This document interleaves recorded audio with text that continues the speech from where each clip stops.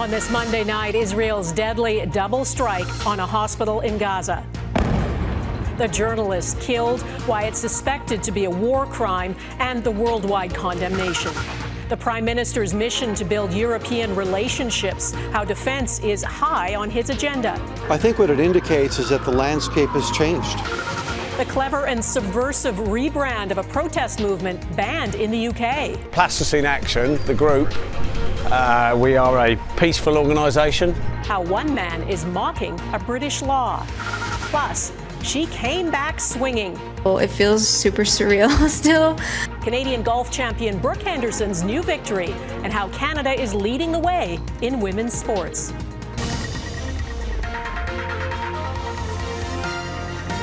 Global National with Donna Friesen. Good evening and thanks for joining us. The Israeli military killed at least another 20 people in Gaza today, hitting a hospital in southern Gaza twice, a hospital that was already only partially functioning. Among the dead, healthcare workers and journalists. Israel's prime minister calls it a tragic mishap. These are the journalists killed. Hussam al-Masri worked for Reuters, Mohammed Salama for Al Jazeera, Mariam Abu Daka freelanced for the Associated Press and others. Moaz Abu Taha and Ahmed Abu Aziz were both also freelancers. Without local journalists like them, the world would not see what is happening in Gaza because Israel prevents international journalists from covering the conflict. Nearly 200 journalists have been killed in Gaza since October of 2023. Canada's Foreign Affairs Ministry told Reuters today that it is horrified by the Israeli military strike on Nasser Hospital and that such attacks are unacceptable. Targeting journalists is considered a war crime. Mike Armstrong explains what happened and why Israel's tactics are being widely condemned. This is the aftermath of the first strike. No one knew another was coming. Nasser is the main hospital in southern Gaza. It's also an elevated vantage point often used by journalists for live reporting. Well, among those killed in the initial strike was Reuters cameraman Hussam al-Masri. He'd been streaming a live feed from this equipment when he was hit. It was when more journalists arrived and rescue crews were moving the body of a victim that the same spot was hit again. Now, striking the same place twice is in some conflicts a strategy. The first hit brings people to the scene, the second then takes out more. It was what's called a double tap strike. That is widely held by international humanitarian law experts to be a war crime. The Israeli military is admitting it hit Nasser Hospital and says there will be an internal inquiry into whether a mistake was made. The IDF does not intentionally target civilians. The Israeli Prime Minister posted on social media that the country regrets what he calls a tragic mishap, saying Israel values the work of journalists, medical staff, and civilians. But the attack is drawing heavy criticism from capitals around the world and the United Nations. The Secretary General recalls that civilians, including medical personnel and journalists, must be respected and protected at all times. Reuters cameraman Hussam al-Masri shot what would be his last story this past weekend. It was about a family of 4 being buried. Earlier this month, after another journalist was killed, al-Masri shot a story about how he and his colleagues worked and survived. Not on the front lines of the conflict, but with the front line in every direction. Journalists have been targeted at times, Israel says because of links to Hamas. But close to 200 journalists have been killed in this conflict, and international groups don't expect much from an IDF investigation into Monday's deaths.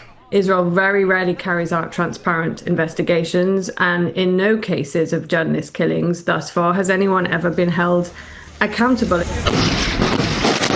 Now, because Israel doesn't allow foreign journalists into Gaza, almost every journalist killed has been local. Not someone who chose to pack a bag and a helmet to cover a conflict, but someone who had conflict come to them. Mike Armstrong, Global News, Montreal. Prime Minister Mark Carney is in Europe talking defense. After his surprise visit to Ukraine's capital on Sunday, he met his Polish counterpart today in Warsaw. Both visits have a common thread: what role Canada can play in defense and security of Eastern Europe against Russia's aggression. David Akin is traveling with the Prime Minister. Pleasure. Thank you for everything you're doing. On the second of his 4 days in Europe, Prime Minister Mark Carney meets Canadian troops stationed in Poland. Feedback from the battlefield. In all 4 European capitals Carney is to visit, European defense and security has been and will be a constant theme. And it was Monday in Poland's capital as he met his Polish counterpart, Donald Tusk. Poland is absolutely essential to the defense of Ukraine.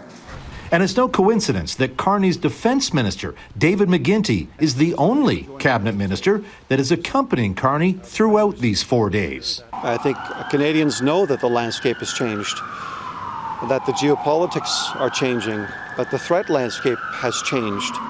And as a result, we continue to pursue defense, security, and intelligence discussions right around the world. Carney campaigned on diversifying Canada's security relationships along with Canada's trading relationships. And in this part of Europe, he thinks he can do both. Poland's spending on defense has nearly doubled since Russia invaded Ukraine in 2022.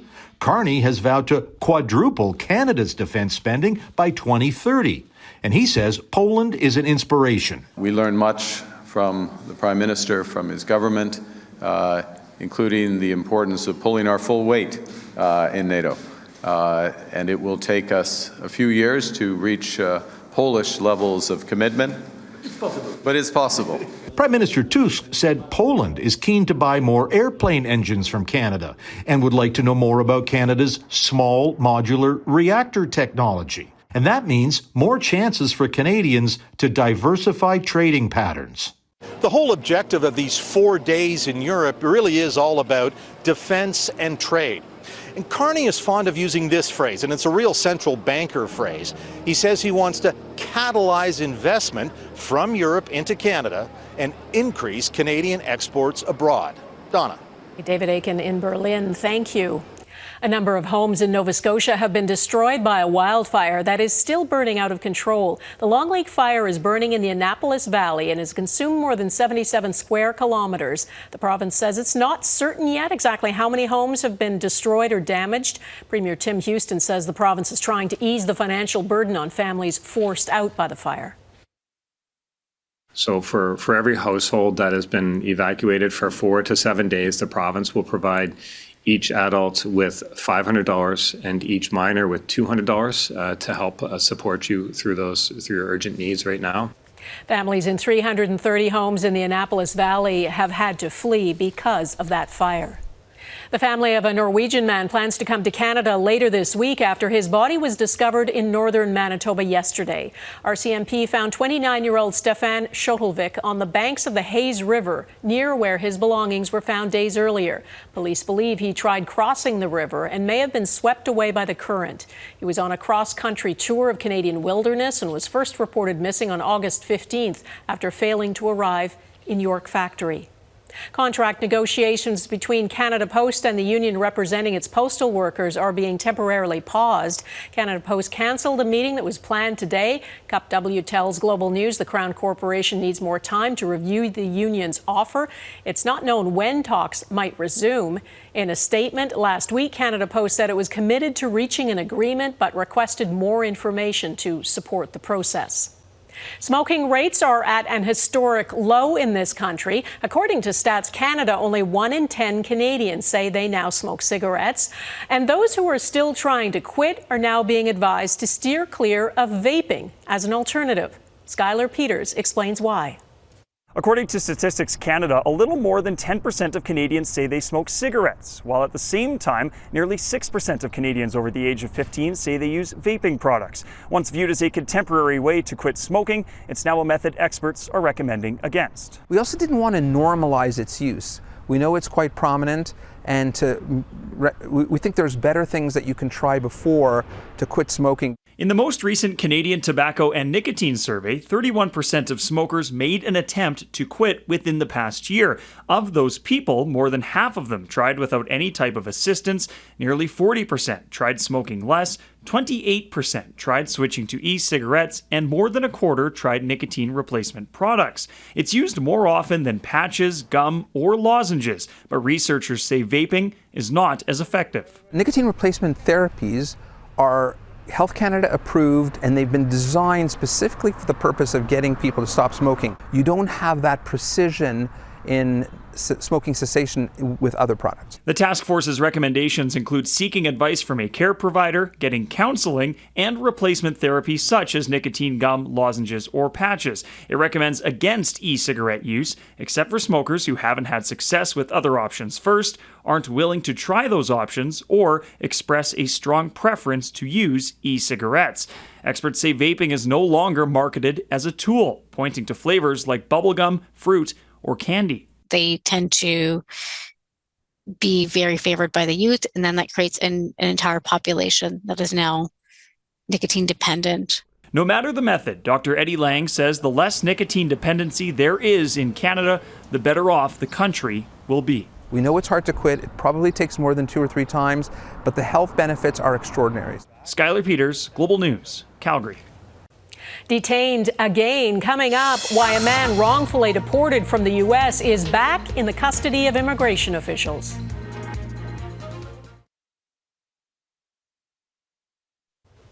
Members of the U.S. National Guard patrolling Washington, D.C. have now started carrying firearms after a directive from the U.S. Defense Secretary. President Donald Trump called in the National Guard to the American Capitol, claiming there is a surge in violent crime there. The statistics, though, do not back that up. Data shows crime at a 30-year low in Washington, D.C. Trump is now threatening similar deployments of troops to Chicago and Baltimore. And the Trump administration seems intent on making an example of a man they mistakenly deported to a notorious prison in El Salvador this spring. Kilmar Abrego Garcia was brought back to the U.S., but has now been detained again and charged with human trafficking. The latest plan is to deport him to Uganda, though as Neetu Garcia explains, he is trying hard to fight it. A brief embrace before they were separated again. Kilmar Abrego Garcia, flanked by his wife and supporters, entered ICE offices in Baltimore Monday morning and didn't walk back out. His lawyer says they were told the check-in was just an interview. Instead, Abrego Garcia was taken into custody again, with ICE now trying to deport him to Uganda, a country he has no ties to. Enough is enough. Playing political games with his family and torturing this man. Just 3 days ago, Abrego Garcia was back with his family in Maryland. A judge had ordered the 30-year-old's release from jail, ruling that he didn't need to be locked up while awaiting trial on human smuggling charges. Prosecutors have not pursued criminal charges for domestic violence or any other kind of violent crime, not now, not in the past. Still, U.S. President Donald Trump weighed in today, calling Abrego Garcia an animal and repeating claims of domestic violence, which Abrego Garcia denies. He beat the hell out of his wife. His wife is afraid to even talk about him. She's been mauled by this animal. The U.S. Secretary of Homeland Security, Kristi Noem, said on social media immigration authorities are processing him for deportation. The Attorney General said this. We're going to keep America safe from all of these foreign terrorist organizations, including Abrego Garcia. Those extraordinary statements that they're really trying to lean into really shows what a political vulnerability Mr. Abrego's case has become for the administration. Several years ago, a U.S. judge ruled Abrego Garcia would likely face persecution if he was deported to El Salvador, an order that was ignored by the Trump administration. The Justice Department later admitted it was a mistake. They're trying to do what they can to distract from the case and really vilify Mr. Abrego. A federal judge in Maryland has blocked any deportation until at least 4 p.m. Wednesday. A legal expert told me the Trump administration's handling of the case, including inflammatory public statements, could actually strengthen Abrego Garcia's claim to stay in the U.S., as the judge now also weighs whether their plan to send him to Uganda could violate his rights. Donna? All right, Neethu Garcha in Washington. Thank you. Ahead, the T-shirt that's part of a movement mocking a controversial law in the UK banning the Palestine Action group.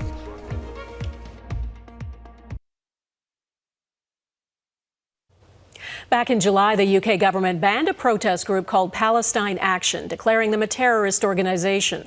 Hundreds of people have been arrested, and it sparked a lot of debate in the UK over what constitutes terrorism and how free speech should be protected. As Redmond Shannon reports, one man is now in the spotlight for taking aim at the law with a mix of satire and spelling. When pro-Palestine demonstrators gathered in London this month, police arrested more than 500 people for holding signs in support of the group Palestine Action. Half were aged 60 and above. You have been arrested for committing this offence under Section 12 of the Terrorism Act. When members of Palestine Action allegedly spray-painted British military planes in June, the British government classified the group as a terrorist organisation. Now, just showing support for it can lead to a terror conviction. The United Nations Human Rights Chief said the move conflates protected expression with acts of terrorism. Among those arrested in London is Miles Pickering. But take a closer look at his T-shirt. Plasticine Action, the group, we are a peaceful organisation. Yes, Plasticine Action. Pickering says police quickly acknowledged their mistake. And he said, the good news is I'm de-arresting you. He said, and the bad news is it's going to be horribly embarrassing for me. And he said, you're free to go. Pickering claims his new group, with a strikingly similar logo to Palestine Action, rallies against the use of AI in animation. He is now selling the shirts online, likely to others with a subversive streak. Profits go to the group Medical Aid for Palestinians. When pushed on his motives, Pickering only says, well, we love a bit of British satire is often can achieve quite a lot, shall we say. It is something that is in our history, as is protest. Milesy, where are they taking you? Pickering says he's not sure what will happen if some of the 4,000 shirts he's sold appear at the next major protest. Redmond Shannon, Global News, Brighton, England. Drought broken. Next, how Canada's Brooke Henderson claimed victory again on home soil.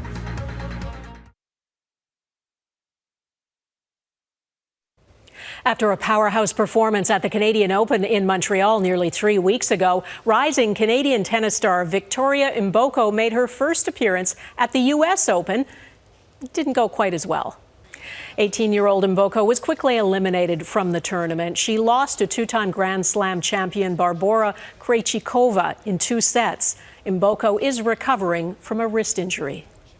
The greatest golfer in Canada's history is back on top of the podium. Brooke Henderson won the Canadian Women's Open Championship yesterday. It is her 14th career professional title, more than any Canadian man or woman. And as Eric Sorensen reports, it caps a banner summer for this country in women's sports.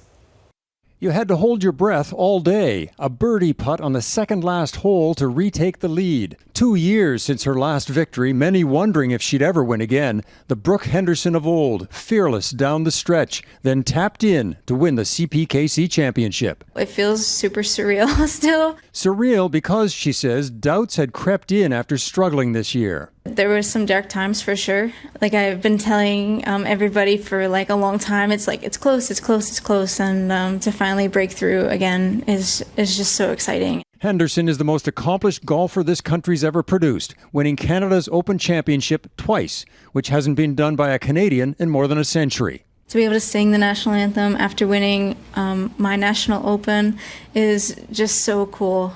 Her win caps off a remarkable month for Canadian women in sport. The world's best swimmer, Summer McIntosh, won 4 gold medals. Another 18-year-old, Victoria Mboko, won Canada's Open Tennis Championship.